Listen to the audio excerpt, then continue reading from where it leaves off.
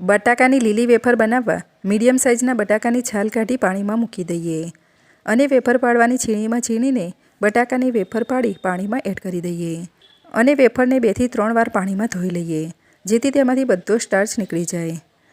હવે વેફરને ગરમ પાણીમાં એડ કરી 2 મિનિટ કૂક કરી લઈએ અને પાણી કાઢી વેફરને પંખા નીચે 10 થી 15 મિનિટ કોરી કરી લઈએ। હવે મસાલો બનાવવા 1 ચમચી ફુદીનાનો પાવડર, 1 ચમચી દળેલી ખાંડ, 1 ચમચી કાશ્મીરી લાલ મરચું પાવડર અને 1 ચમચી જેટલે જલજીરા એડ કરી સારી રીતે મિક્સ કરી લઈએ। હવે તેલ ગરમ થાય એટલે એક એક કરીને વેફર એડ કરી દઈએ।